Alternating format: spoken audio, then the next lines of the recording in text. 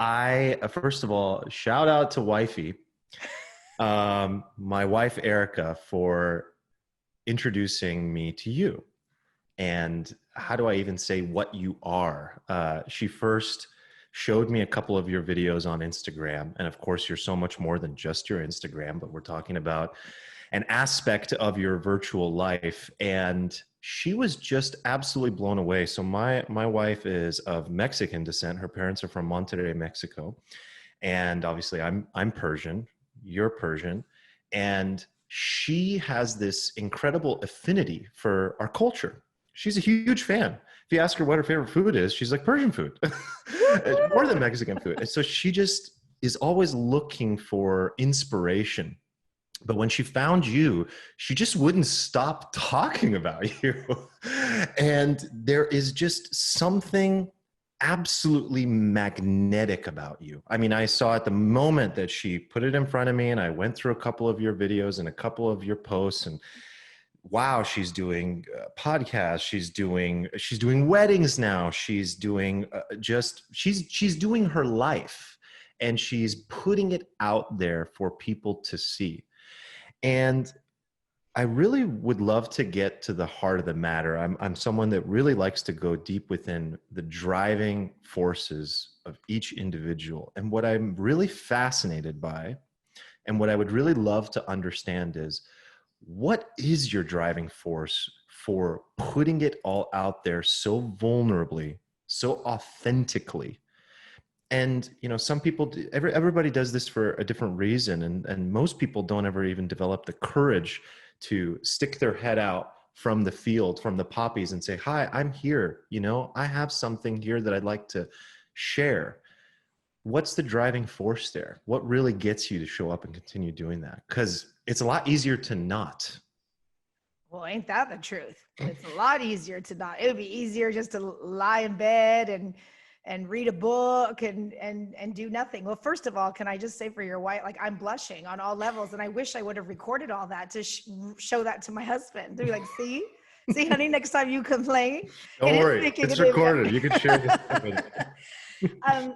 Arman, you know, because people ask me this often. I still can't pinpoint one thing, because there's so many experiences that have happened in my life. We grow, right? Every single day, and things happen. And we've talked about, like, sometimes bad things happen for good things to come. Sometimes you don't even realize in that moment why things are happening. Fast forward 10 years, you're like, okay, now I get why I had such a hard time back then. It was very hard. It was hard at me at that time, when I was that girl being bullied, when I was run out of high schools because I couldn't make friends, when they used to call me names because I had a unibrow and braces and a mole on my nose. It was hard then, and I didn't understand it. And you fast forward all this time, and maybe one of the reasons I'm bold about it, or I stick my head out and I say I'm here, is because back then I wasn't there for a lot of people. So that's one driving force for me, is that, and it's part of this whole, it's like still hasn't really come out, but the children's book that I wrote for kids is that, you know, things change, and you may be stuck here and you think that the world is not in your favor and life is not in your favor. But if you're patient and you are good and you think good, you do good, you speak good, I really do believe at the end, it will all come together. It will all come together. So that would be one. Two, I think, you know, my mom and my dad came here from Iran, and my dad left Iran back, I think it was in the 60s, and he came and studied at UC Berkeley. And he always tells me the story. I had $200 in my pocket, worked at Denny's and did all kinds of things. Went back after 10 years, married my mom and brought her back here. And my mom didn't speak a lick of English, and they built their life here. Have a very similar story. Right? A lot of our families, they have that story. So when you see, and it's cultural, right? Especially Sure. in our culture, when you see that your parents gave up so much, they come here, they work so hard, nobody handed anything to us, zero. That you just, they instill this work ethic in you. So we just work hard and we just live life. So that would be another factor. And I So think, is that a sense of responsibility almost to show up for the future that was laid out for you? I show up for life. I show up for life. And that would bring me to my third point, is that in the nature of the business that I do, and for almost 20 years, if not even more, for hours on end every day. And I'm very specific about why I chose to go into morning news, because I think there's good and bad. And I don't know if I could have done the evening news ever, where it's just constant bad. But for 4 to 5 hours a day, out of this mouth, I am reciting and telling you stories of people's lives who have changed and are affected in such a negative way. People who lose family members, people who lose their lives, people who are sick, people who are fighting for their life, wars, illness, sickness. And I think when you are in the shoes that I am and you see what so many people are going through on a day in and day out basis and the struggles, it grounds you and it makes one really appreciate the life that they have. And to wake up, love life, because it's here for a second and then it's gone. And what are you going to do with this time? And that would be another huge driving force of why I do what I do on a day-to-day basis. I cannot tell you, Arman, how many messages I get from people, because this social media thing was, I never imagined it was going to turn into this. I never imagined your wife was going to like come to you and say, oh my God, look at this crazy lady. She's dancing. She's doing this. But I've had so many messages from people who I've never met. And I mean, Shally, I have cancer and I'm in the hospital and I'm getting chemo, and you and your daughter, you're keeping my spirits alive. You're keeping me wanting to like fight to live. Or a mom who has 2 kids and she's depressed. She has postpartum depression. She had a baby and she just doesn't know how she's going to do it that day. And she's like, I open your page and I'm like, okay, I can do it. If she can do it, 4 kids, and she can get up at 2, 3 o'clock in the morning and do her DAF and do her dance and this and that, I can do it too. So, those people would be my 4th reason. So there's all kinds of reasons every day, right? That contribute to why I continue to do this, because it's exhausting. How do you feel about the weight of that accidental responsibility that fell into your lap? Because you, through your actions of how you show up, you're creating an incredible sense of contribution to all these people that follow you and to the world. And this is going to only continue to grow and accelerate and show itself over time. And this, in a lot of ways, is a way of saying, I was here, I was on Earth, and your content and everything that you do will last for generations. And yet, with that comes a sort of price at times, the weight of, Shally, I have X, Y, and Z issue. These are heavy, traumatic things. Is that uncomfortable at times ever, or do you manage it well? No, it's uncomfortable. And as more and more I'm connecting with people and we develop this friendship and this connection through social media, which I lead with love, and we'll get more into that in a minute. Sometimes the requests and the asks, whether it's for money or help me or marital advice, or there's things that I'm comfortable. I don't know what to say. I can't give you marital advice. I can lead by example and share what's happening in my life, but you can't take the advice from somebody else and implement it in your own life and expect it to work and that you're just going to like copy that, right? Because all of us are unique. So the yeah, shoe that fits one person pinches another. there. Oh, I like that. I'm stealing that. There is I'm no stealing recipe. that. Steal away. I stole it too. There is no recipe for life.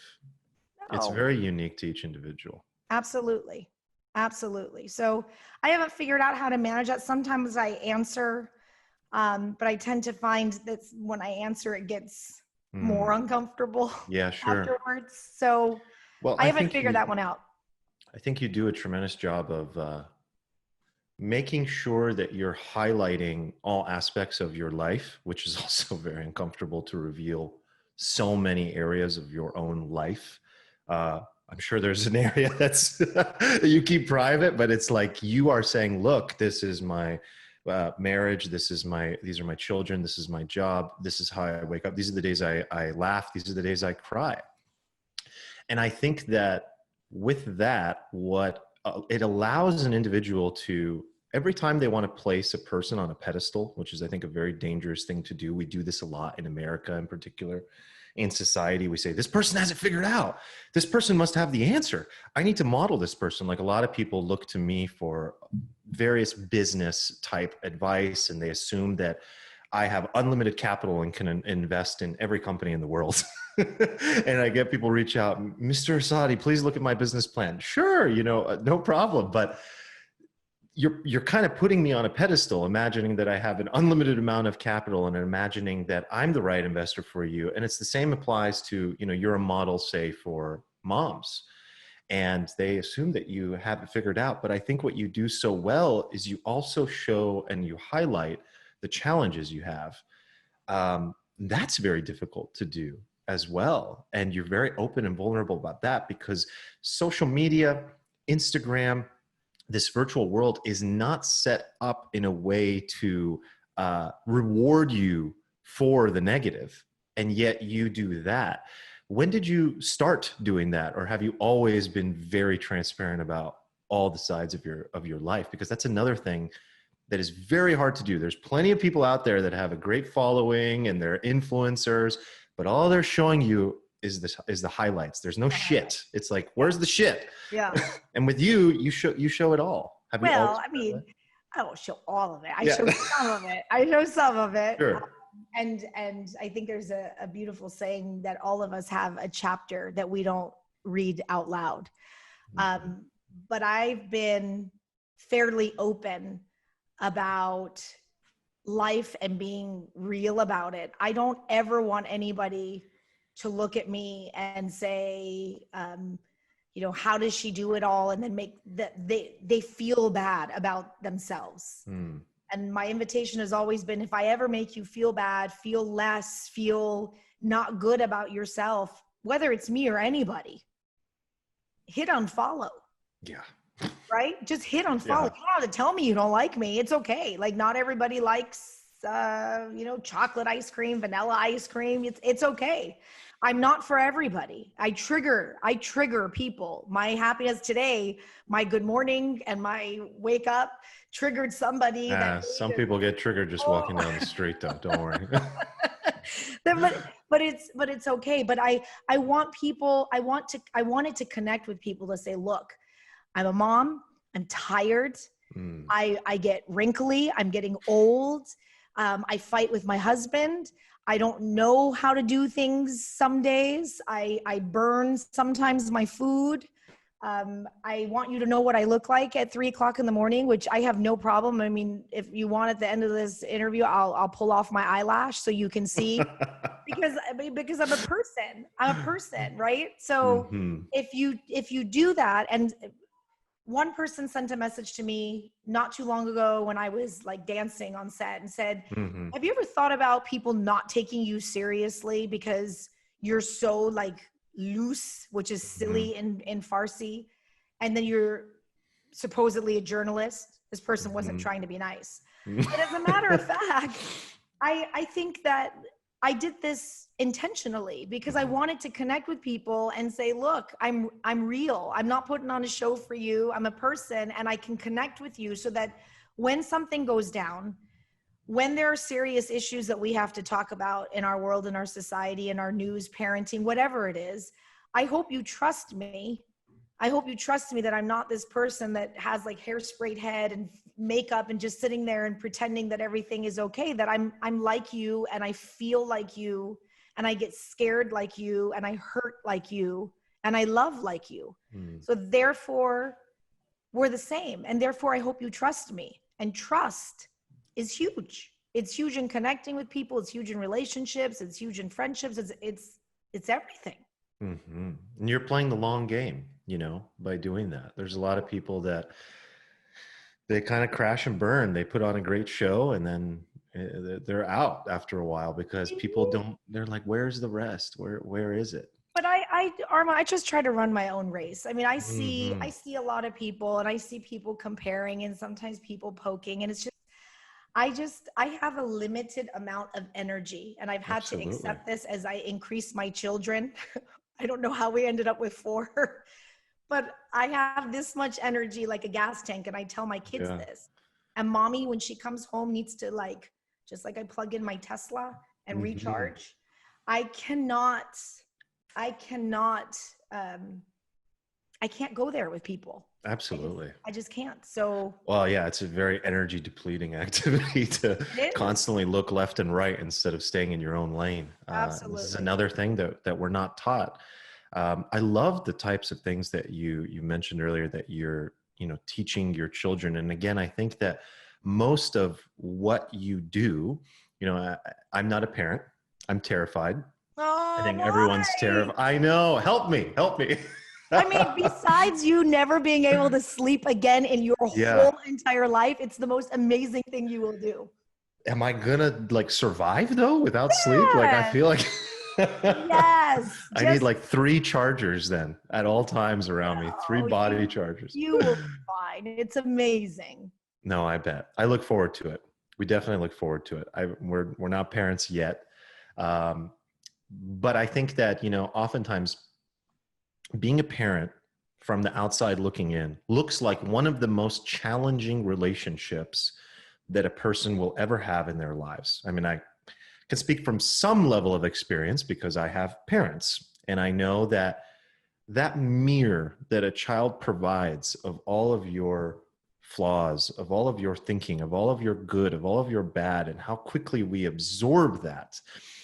And how much it's not so much what we say at times, even though oftentimes we're like, listen to what I am saying. This is what I'd like you to do. And slowly but surely we realize that this person is their own individual self with their own soul and their own life and their own plan.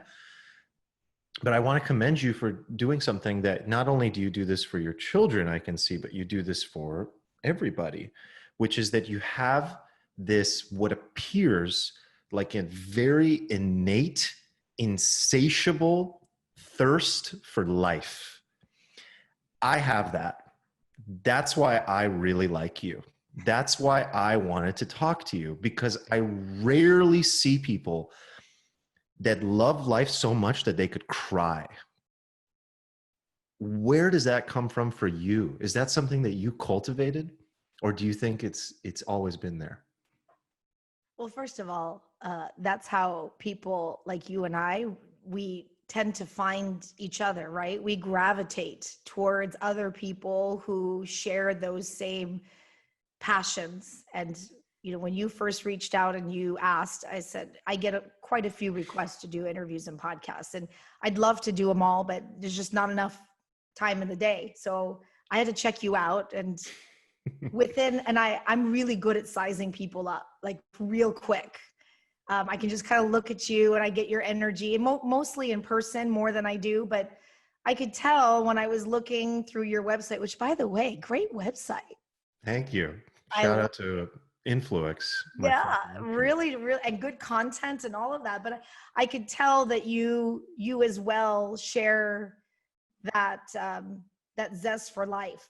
I don't think it's one in particular thing. I think from a time when I look back at my pictures, even when I was a little girl, my dad always told me, you were just life at every party, at every event growing up. I had my dark times. I mean, there were times that I legitimately went through depression, and I openly share that. I gained weight in college. All of us go through these emotions. But I think that part of, like I was saying earlier, when you see what life is about and you see it go away so quickly, you see it change like this, just in a flash for people, it's hard not to love it and live it. And now I have kids and I want them to have a fair shot at this life. And I know being happy and growing up in a happy home, and I don't want them to grow up with more pain that is already headed their way and more stress that is already headed their way, because they're going to feel it no matter what. They're going to get their hearts broken. They might deal with financial issues. They're going to deal with a pandemic. Maybe they're going to deal with war, big wars in their lifetime. So anything that I can do to minimize that, they are also my driving motivation as they put on a song and let's dance. I know that things are crazy right now, and I know that we're tired, and I know we're frustrated and we're not feeling good, but let's shift and move it around. So they're definitely my newest reason of being happy, even though I'm not happy all the time. Don't think I'm happy. I think I cried yesterday. I cried. Well, just that shift, when you make that physiologically, in and of itself can shift a person's mindset, mood, immediately. I mean, that concept of just moving your body, dancing, doing some push-ups, jumping jacks, whatever it might be, is the fastest shortcut to feeling a little bit better. And, I think that, as far as I can tell, it's really interesting. You've spent so much of your career covering the news, which comes with good and comes with a lot of bad. And there's a lot of trauma that is just ever present all the time in your face. So another theme that I'm hearing is like, you are more aware than the average person, all the things that can happen in life. And you're not just more aware, but you probably have felt them and experienced them, and you can empathize when somebody says that they're going through something much more deeply than most people. So it's almost like, in the face of that, instead of choosing meaninglessness and nihilism, and it's not fucking worth it, life is crazy, chaos, I might get hit by a train tomorrow, something terrible might happen to me or my family, it's not worth it. You're choosing to say, in the face of that, I have no choice. Like, this is actually the only choice I have. That's remarkable to live that way. And I truly, truly hope that people can understand that that is the only choice. Being in that middle zone of gray, I don't know what to do with my life, and maybe a little bit meaningless and nihilistic, and maybe some days I have hope. You got to go one way or the other. And one way is going to end in tragedy, where you hurt yourself or you hurt others. And the other way can end in beauty, or begin in beauty, perhaps we can even say. There's no choice to me, And I think these are the types of things that we don't learn, but that, thank God for people like you who have the courage to put that out there, because these are the lessons that we need right now, especially in the middle of a pandemic. And again, not that you have answers, not that you have all the answers, but it's like, you just show up. You just show up. Yeah, I definitely don't have the answers. And I try really hard. I don't want anybody to think I'm showing off in a negative way. I'm showing off life in a good way. I'm showing you that in the face of trouble and stress and turmoil and challenges, that you have the ability. Arman, I've had things happen in my life that hurt. I have had people in my life really try to hurt me, profoundly hurt me. And to be able to, even in that pain, turn it around and choose to be driving this bus and say, you know what, we're not going off this cliff. Everybody hold on and shift this way. It shows that we do have that choice to be happy. Somebody just sent me a message before I started doing this podcast with you. How are you so happy every day at 5 o'clock in the morning? It's a choice. I don't think we have many other choices in life. I mean, well, I think it's one of the only things we control. Right? Like, I can choose to be miserable. Would you like me to, you want to open your phone every day and be like, oh my gosh, it's Monday. It's the worst day of the week. Here we go again. And then that is your Be good for ratings. That is how you do everything all day with people. You make people feel crappy. You feel crappy, everything. But when you're around somebody, even like the people that are the Scrooges around me, when they see me coming, yeah, I get on their nerves, but I bet. they probably sit up a little. They might grin as I walk away after I sprinkle my annoying good morning happiness 100%. to them, right? I mean, that's contagious. My choice. I would rather be here because it feels better to be here than to be there. I don't want to be there. Absolutely. I think fundamentally, meaning is one of the few things that a person controls in life. Reminds me about the book Man's Search for Meaning. You know, people often create a story that woe is me because of the issues that I've experienced, because of the hurt that was brought my way, because of the trauma, because of the tragedy even that I couldn't control. And they allow that to completely take over their lives and become their story. And then, of course, how you do anything is how you do everything. So if you allow yourself to shift for one moment and that becomes a pattern, that's how you show up everywhere, like you just said. And yet even Viktor Frankl, in the middle of the Holocaust, found a way to control how he felt in his mind. And I think that that's one of the few things that we truly control. Shally, I wanted to ask you about, you know, we're talking about your role in the news, your career, and, you know, that you intentionally chose the morning news, I think is really interesting. I'm curious, like personally though, from a personal perspective, what do you think of all of this talk over the last few years about the notion of fake news? I'm curious how, as a journalist, that phrase and that idea affects you and what you personally think about it. Well, I work for a local news affiliate. I think a lot of that fake news, even though I've been targeted many times when people sending me messages saying, you know, very politically driven, fake news, fake news, fake news.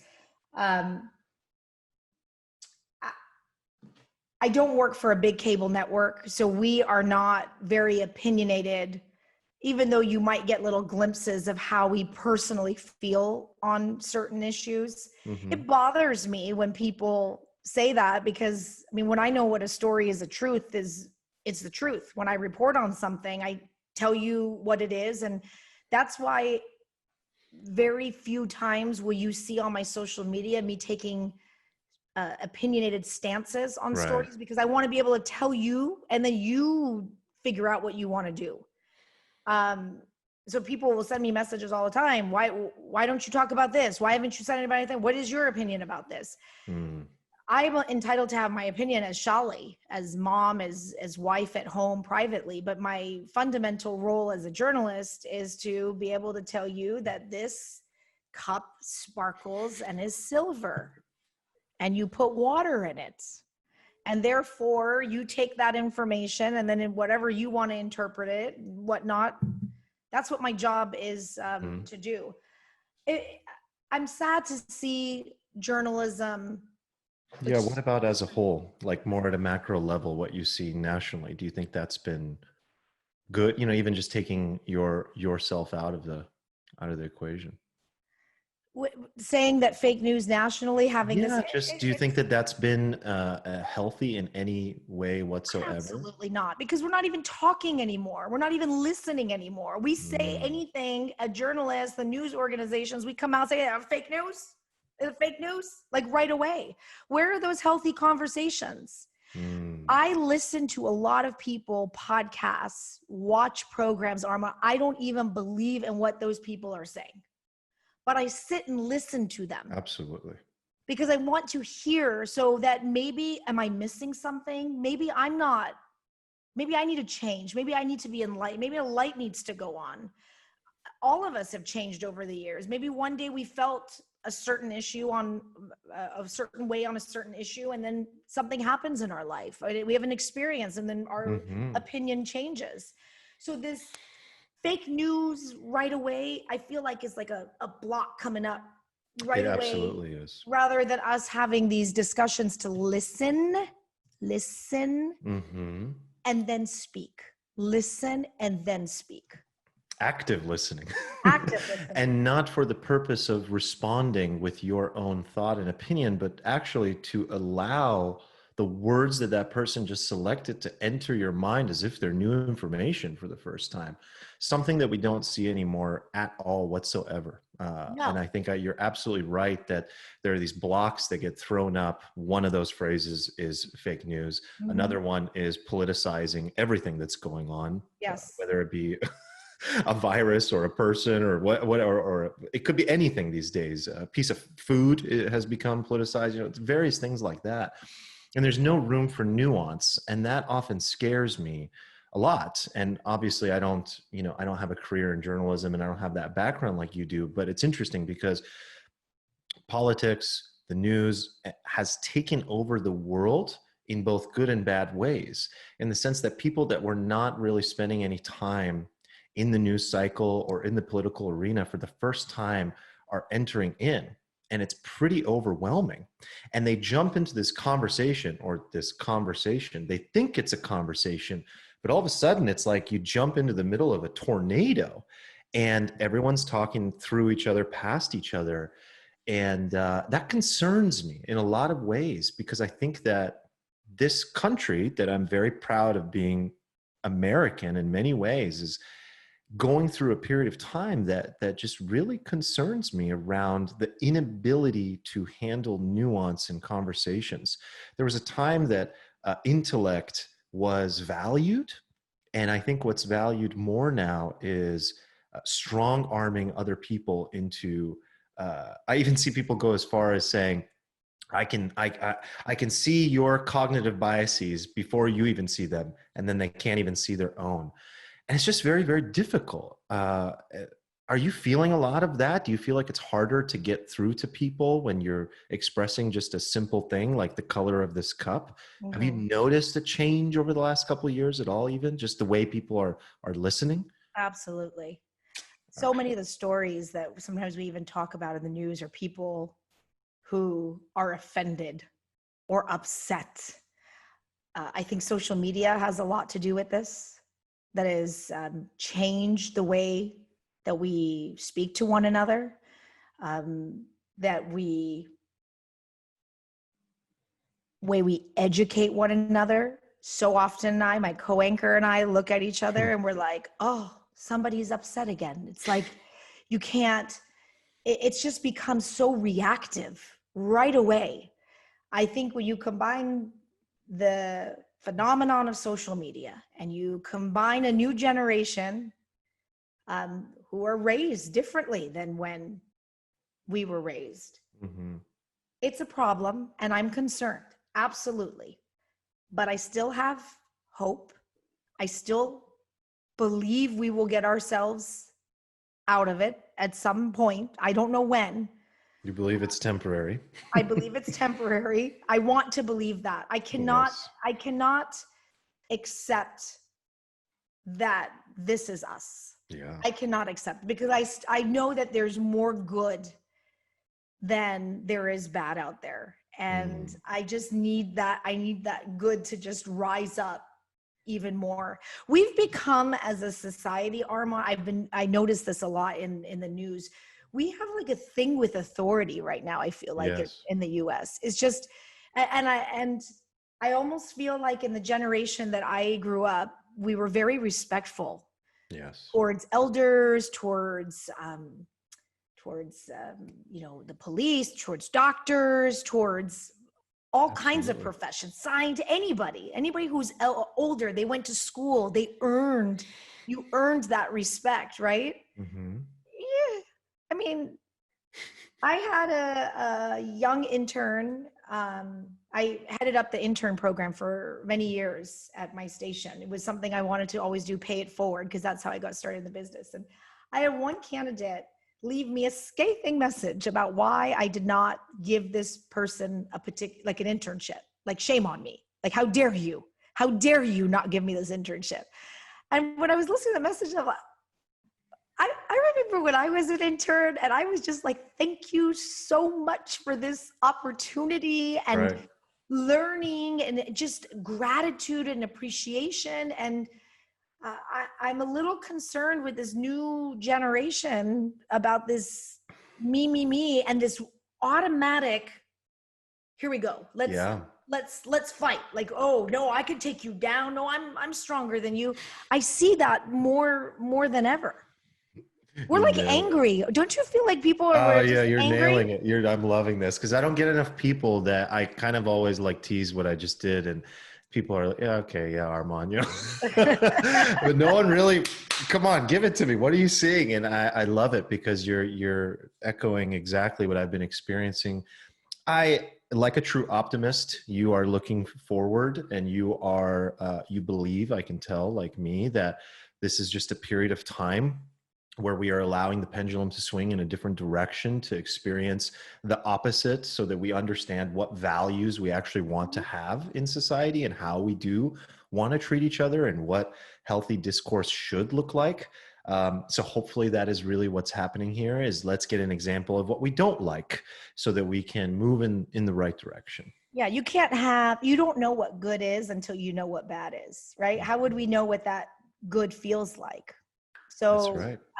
I am hopeful, and you need, sometimes, as hard as it is and painful as it is, you need these shifts sometimes in order to shift back even more powerful into that moment. I really do believe in that. Yeah. And we've seen it. I think if we can zoom out sometimes and go a little bit more macro in the scale of our existence, and realize that we're spinning on a clay rock through the universe, and that in the grand scheme of time, even if we just zoomed out even just 100 years, that there have been these cycles, there have been these moments, there have been worse times that came before us. We're the healthiest we've ever been. There's less death and crime than there's ever been. There's so many great things that are happening. But in this moment, it feels very challenging.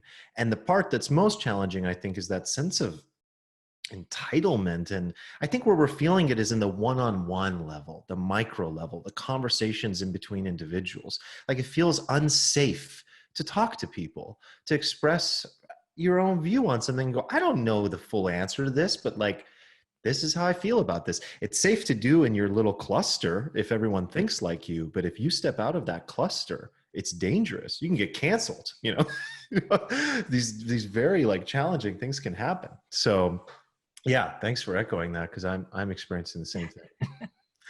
Shally, so we're similar in the sense that you were born in the US. Mm-hmm. And yet your Farsi is out of this world. Oh, no, it's not. Don't lie. Yes, it is. No, yes, it's not. No, it's not. See, that's how every person responds when it's not their native language that way. But something happened where you really developed a curiosity, and you just went so deep into this Persian culture of ours, to the point where you're playing instruments, you're cooking the food, you're hosting events. I love that. And I know that so many others love that, because you also give me an example of something like, unfortunately, I've been in a situation personally where I was never really connected to the Iranian community. I've never really grown up with too many Iranian friends or family around.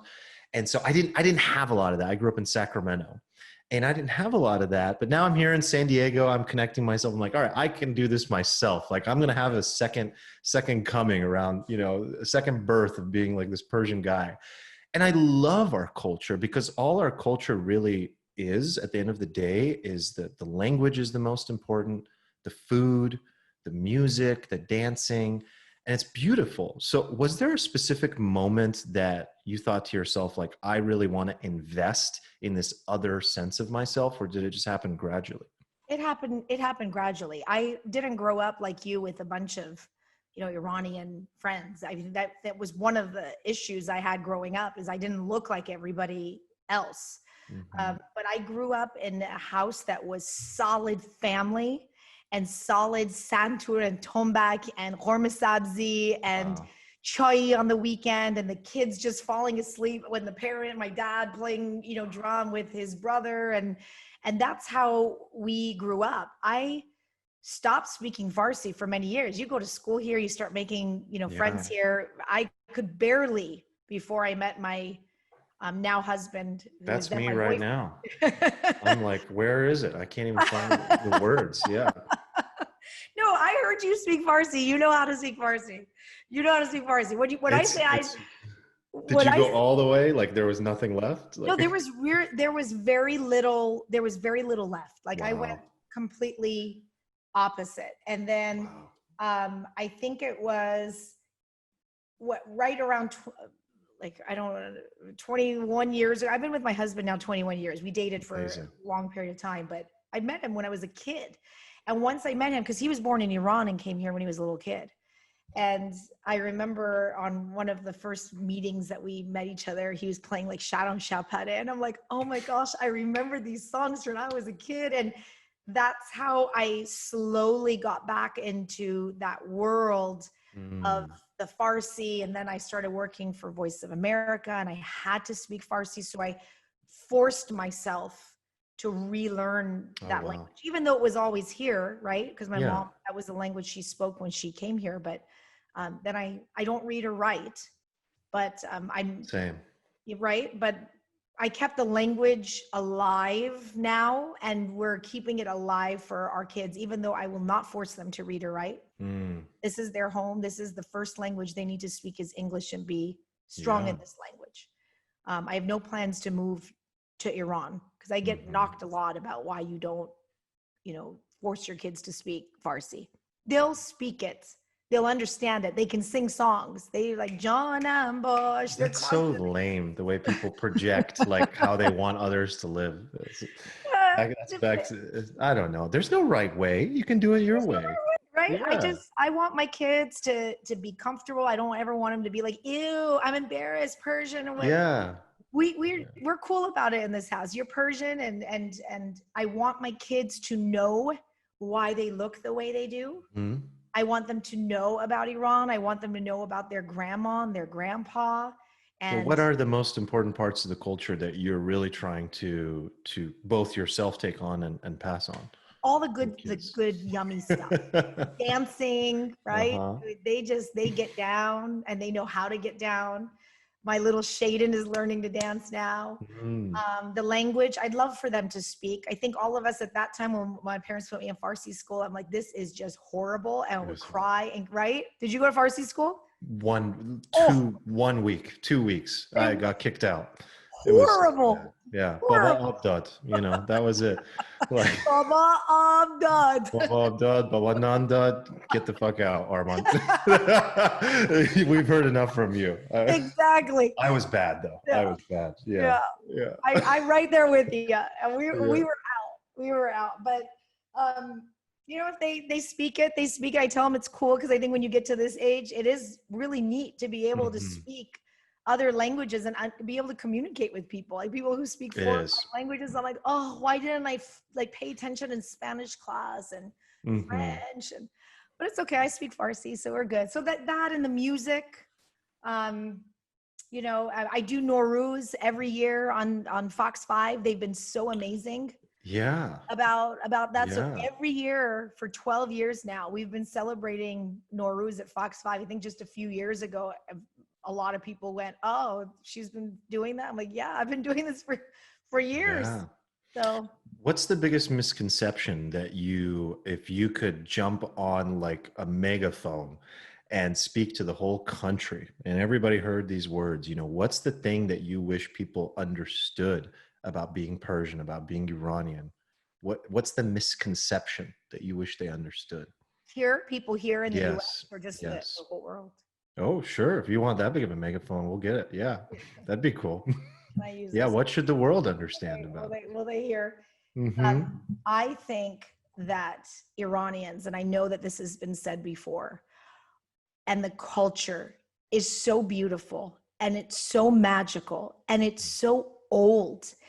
And unfortunately, in the media, stories that you've heard, and I say this out of, I want to preface this by saying that I've been to Iran twice in my life, but I'm Iranian. I mean, that's where I came from. My name, Shally, is from that country. The way I look and these eyebrows that they used to make so much fun of me when I was in school come from people who lived there, and that was their home. Yeah. People pay for those eyebrows. Oh, now they do. Now they do. Back then when I was a kid, they took me to town on my eyebrows. That's right. But there's just so much beauty that the politics and the government, and pull all that stuff off. The people are so giving and they're so loving, and they'll take their shirt off their back, literally. 100%. Like, literally, right? Like they will shove food in your mouth. Yeah. And make sure you have a good time. I mean, we have our own things. Every culture does. I mean, in our culture, we are the champions at eroding. And that's like criticism, right? Would that be a great translation? Yeah, we are the champions of doing that. Yeah. But we are also, just like many other beautiful cultures around the world, just a loving group of people, just so rich in life, so rich in life. Very, very rich, very passionate, very, you can often see this fire, this passion for life with a lot of Iranian people. I have the same affinity and the same desire for people to know that truth. And it's interesting because I only went to Iran one time, and I was so young that I don't remember it. I was 7, 8 years old. I have like 2 memories: getting ice cream and playing soccer. Okay. That's it. And it's my dream. It's my dream to go, and it's a complicated thing. And, you know, we're not going to get into it right now, but the day that is possible, it's like day one. I'm going. Oh, I'm right there with you. You tell me, I'll be on that same flight. Oh man. And it has to be a whole country tour. It's got to be at least a few months. Take off a good amount of time, because there's a lot to see. And in the meantime, you know, as a person of Iranian descent, like, I have more difficulty going than the rest of the world goes. I often tell people that. I'm like, you got hundreds of thousands of people going every year from other countries, Dutch people, this people, that people, they're from all over the world, and they love it. There's actually a group in Facebook called See You in Iran. I don't know if you've heard of it. Yes, I have heard of it. Yeah. It's kind of changed a little bit, but it used to be absolutely incredible. No politics, just people's travel stories. And you see this, you know, beautiful girl from Norway posting her photos and telling her stories. And I arrived at the airport I didn't know where to go or nowhere to stay, and I hadn't planned my dinner, and she's getting like rushed by people. Where are you from? Hi, can we take you to this famous kebab spot and blah, blah, blah. And then, oh, you don't have anywhere to stay. Just stay with us tonight. And it's like story after story of this example. There's a famous YouTuber, Instagrammer. His name's Drew Binsky. I got to get him on the show. He's this white guy from Ohio, freckles and red hair. He says one of his favorite countries in the world is Iran. The late Anthony Bourdain said that the friendliest people in the world, his favorite place was going to Tehran, going to Iran. Mm-hmm. I envy those people. I'm like, God. So I lived through them. And I'm so grateful to people like Anthony Bourdain and Drew Binsky and these YouTubers and travelers that go and show a different side, because unfortunately it's more sexy to tell the stories of fear and politics and tragedy than it is to tell these stories. But it's an ancient, beautiful culture. And I have to admit that I wasn't always proud. I was confused. You know, I was like, what am I? Like, American, but I don't look like it totally. And, you know, I don't know. People are making fun of me. Like, why do you look different? And it would just change throughout the year. Same stuff you've gone through, you know? So it's like, you don't feel like a typical white American, and yet America is supposed to be this melting pot hodgepodge, but there is this like little bit of elitism sometimes within the culture, even in America, right? So I was like, wow, I gotta go get, you know, some information here about where I'm from. So it was similar for me. It just kind of happened over time, you know? Yeah. Yeah. So, Shally, I had a lot of people that were, obviously we're doing this in English, but I had a lot of people that were asking me, you know, are you going to talk to her in Farsi at all? Are you going to throw any Farsi at all? So I was thinking we would like wrap up the last part. If you're down, if you're not down, that's totally cool. Yeah. And I'm going to be the one stumbling, but are you down for a little Farsi? Yeah, sure. Let's do Okay. it. I mean, I call it Finglisi. فینگلیسی. منم فقط فینگلیسی بلدم برای اینکه بیشتر از لغتایی که نمیدونم هر وقت با بابام صحبت میکردم مثلا یه انگلیسی مینداختم، همینطوری کوچیک انگلیسی. من اصلا واقعا زیاد من ریزنه که فارسی اتفاقا یاد گرفتم این بود که من مادرم و پدرم، من 8 سالم بود طلاق گرفتم. بعد 16 سالم که بود بابام با یه زن ایرانی ازدواج کرد و با پسرش از ایران اومدن آمریکا. بابات ایرانیه؟ بله دوتاشون ایرانی هم. اوکی. بعد بابام که ازدواج کرد دومین بار، زنش با پسرش از ایران اومدن آمریکا، یک دونه لغت انگلیسی هم صحبت نمی کردن. آخه منم تو موقع خیلی کم فارسی صحبت می کردم و من به اونا انگلیسی یاد دادم، اونا به من فارسی یاد دادن و فقط به خاطر اینه که من الان اصلا فارسی بلدم، وگرنه اصلا زیرو. خب that's a good deal. بله it's a good deal. ولی شما هم مادرت هم پدرت ایرانی هستن؟ هم مادرم هم پدرم. آره مامانم از رشت شمالیه، تیجان قربان. پدر بهروز شوهرم هم مامانش هم باباش هم ایرانیه. بهروزم خب ایران به دنیا اومده و 7 سالگی اومده اینجا. 7 سالش بود؟ آره فکر کنم 6 سالش بود یا 7 سالش بود. آره. بعد شما گفتی 2 بار رفتین ایران، چند سالتون بود؟ اولین بار 18 ماه بود، خیلی بچه بودم، کوچیک اصلا ما همون خاطرهایی که خودت داری با گفتی بستنی و ساکر با فوتبال. آره من همین خاطرم دارم. 4 سالم بود. آرمان دفعه پیش رفتم ایران، من یادم بود رفتم تو فرودگاه، خیلی هم بچه بودم اون موقع، از فرودگاه اومدم بیرون و واقعا دعا میکنم، آرزو میکنم یه روزی من همین صحنه رو دوباره ببینم. تمام خانواده من با روسری روی همدیگه اینجوری وایستاده بودن پشت شیشه توی فرودگاه که من و مامانم و برادرم رفتیم ایران. واو. اونو یادمه یه دونه کوچه ایران، پفک ایران، وای پفک ایران. پفک چیه؟ پفک، از این پفک از این پفک ها. آره من وای میستادن دختر خالم از مدرسه بیاد بره یه بسته پفک برای من بیاره. that's another خاطره از ایران. من کورن که چی میشه؟ بلال که تو خیابون میفروختن.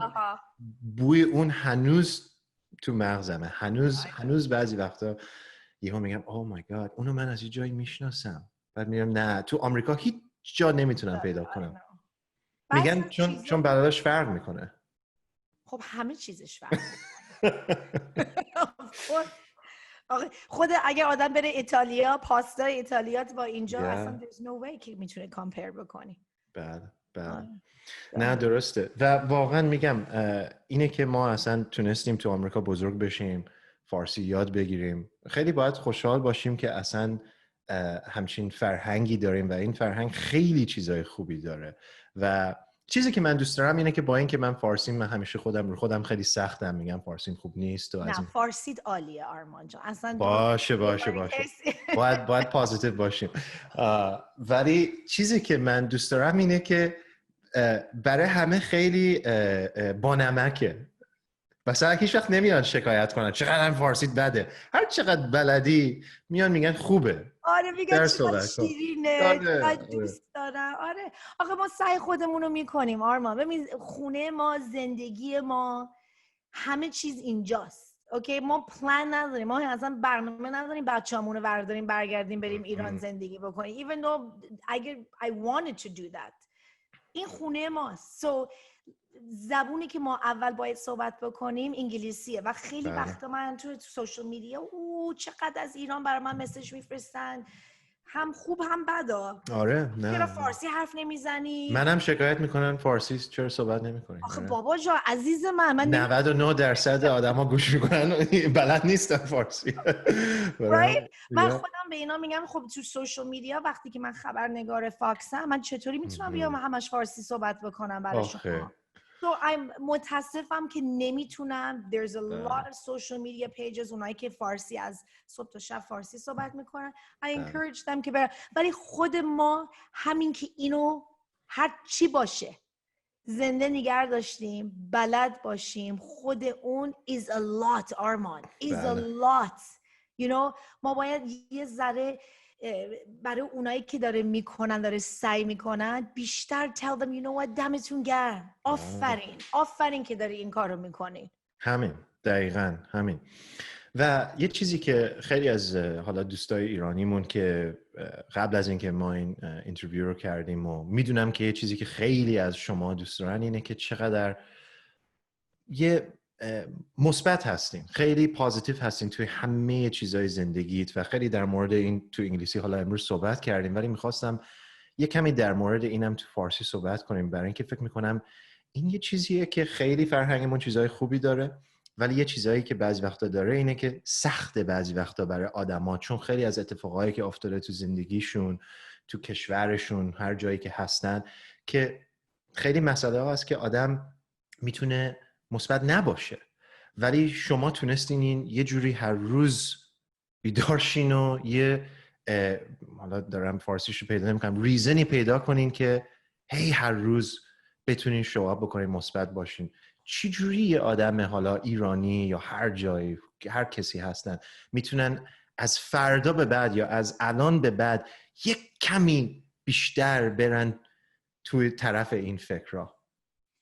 آرمان جان هر کدوممون صبح که پا میشیم اون قدرت داریم یه تصمیمی بگیریم، بگیم آیا میخوایم این ور بریم یا آیا میخوایم اون ور بریم.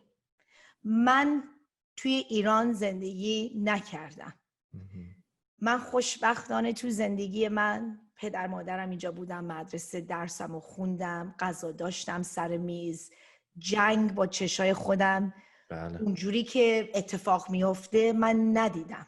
مثلا اگر با بهروز من صحبت بکنی، شوهر من صحبت بکنی، اون موقع اونا جنگ دیدن اونجا. با دید من، با اکسپریانس های من توی زندگی، من نمیخوام هیچ وقت درد یک کسی رو کمتر بگم it's not important، مهم نیست. میدونم مردم خیلی ها مثل ایران برای من مسیج میفرستم، توی مسیجاشون پیغامشون اصلا دردشون رو احساس میکنم. خیلی right؟ بله دقیقاً. من نمیخوام کامپیر بکنم. نمیشه کامپیر. نمیشه. You cannot. زندگی اونا رو نداریم. من درد اونا، ولی درد خودم میدونم، زندگی خودم میدونم. من مسئله تو زندگی منم اتفاق افتاده که شاید باورتونم نشه. منم گریه میکنم، ناراحتم، خستم، دپرشن گرفتم، با بچه هم بعضی موقع نمیدونم چی میخوام بکنم، با شوهرم من بحث میکنم. We have a lot of problems. ولی هنوز صبح که پا میشم میگم تصمیم ماست، امروز این ور میخوایم بریم یا اون ور میخوایم بریم.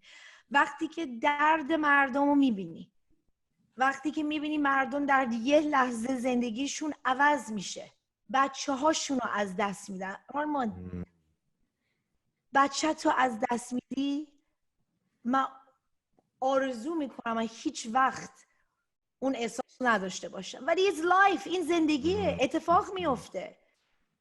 وقتی که درد یک کسی رو دیگه میبینی، اون کمک میکنه به آدم که پاشه بگه you know what it's okay. حتی مگر اون حتی میخوای از بچه رو از دست بدی، حتی تمام پولات از بین رفته، حتی جنگ رو دیدی، هنوز تصمیم داری که صبح پاشی بری اینور یا بری اینور و قول بهت میدم بری اینور که اینور is the good way. آخرش it's good. یعنی منظور هنوز یه درد بزرگتری همیشه هست. There always is. اتفاق of course. بله. فکر میکنی زندگیت امروز بعد وای. آره. You have no idea. میتونه بدتر بشه. نذاریم. اون چیز منم خیلی هم باور دارم آرمان، اگر آدم بیشتر پازیتیو باشه، خوشحال باشه، اوکی، و با اون عشق بره جلو. من به خاطر همین الان داره عقد عروسی داره شروع میکنن. توی عروسی، جشن عروسی، توی زایمان مثل بچه وقتی که به دنیا میاد، right؟ اینا همه لحظه های خوشحالی زندگیه. همه خوشحالن توی مهمونی ایرونی ها انقدر خوب بلدن پارتی بکنن. همه میگن تو بعضی موقع تو چقدر پارتی میدی، میخوای شواف بکنی. نه عزیز دل من دوست دارم در اون لحظه مردم رو ببینم که تمام پرابلماشون رو گذاشتن کنار، که یه ساعت بشینن بگن ای قشنگ تر از پریا. درداشون رو تو اون یه ساعت فراموش میکنن. من به خاطر همین انقدر پارتی میدم So always من آخرش که میگم is همش تصمیم خودته. خیلی You get up in the morning پاشو it's okay. ببین تو انگلیسی میگیم it's okay not to be okay. okay؟ روزای بدی ما داریم و اوکیه. بذار اون باشه، گریه هاتون رو بکنین، خودتون رو جمع بکنین، برو اون بر. done. Beautiful. و همین که داشتیم حرف میزدیم یکم تو انگلیسی در مورد این، من حالا تو فارسی سخته برام بگم ولی یه اتمپتی میکنم، اینه که ببین زندگی انگار مثل یه خوابه، مثل یه خواب قشنگیه. آدم نمیدونه که کی بیدار میشه. و میگم تو فارسی نمیدونم این حرفای من منظوری داره میفهمن آدم ها یا نه، ولی یه جوریه برای من که اگه آدم بخواد بره این طرف و بگه فایده نداره، ولش کن، زندگی خرابه، همه چی دنیا خرابه، همه چی بده، خیلی راحت تره. ولی این کاری که شما میکنین خیلی سخت تره. و من چالنجی که به آدم ها میگم اینه که اون کاری که سخت تره یه بار انتخاب کن. حرف درسته، انتخاب کن و حرفت هم درسته. شاید سخت‌تر بری اینور، بله. مثبت باشی، پازیتیو باشی، خیلی سخت‌تره. ولی خودت هم I think قبولم میکنی، آخرش میگی آخش راحت شدم. برای اینکه اگه فردا چشاتو باز نکنی چی؟ یعنی واقعا زندگی چیه؟ اگه فردا دیگه زندگی نداشته باشیم اون موقع چی فکر میکنی؟ معنی زندگی چیه و اونایی که دور برت هستن برای اونا چی میذاری؟ مثل من بچه هام، خب من بالاخره این کتاب قصه شالی میبنده. کتاب قصه شالی میبنده. بچه هام که این کتاب رو دوباره میخوام باز کنم ببینم مامان من به من اینو یاد داد. مامان من این کارو به مامان من گفت سرتو بنداز بالا برقص. من همش میگم توی انگلیسی dance in the rain، توی بارون برقص، بذار اون بارون بیاد. به بچه ها میگم برقص توی اون بارون، به خاطر بعد از یه مدت اون بارونم رد میشه. اینو بهشون بدن، زندگی رو شیرین‌تر میبینن، لذت میبرن از این زندگیشون. because if not این زندگی چیه؟ این زندگی چیه؟ میخوایم یه زندگی کنه همش درد داشته باشه. چه فایده بابا، برقصیم بخوریم. خیلی قشنگ صحبت میکنی، خیلی قشنگ. Thank you, Shally John. I appreciate it. I know that was a spin. I wasn't planning on it at all, actually. Hey, the best things in life are not planned, isn't that? I felt the good vibe, you know. I was like, let's see what we could do. But you did a phenomenal job. Phenomenal job.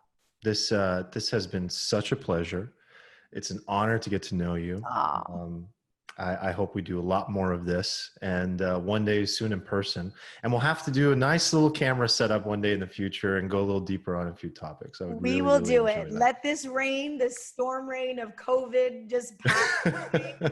And we'll keep dancing. And when this is over, it would be my honor to sit down with you, Yes. and we'll talk life again. Yes, this too shall pass. Let's enjoy it. Thank you, got Shally. it. You're Thank welcome. you. Thank you.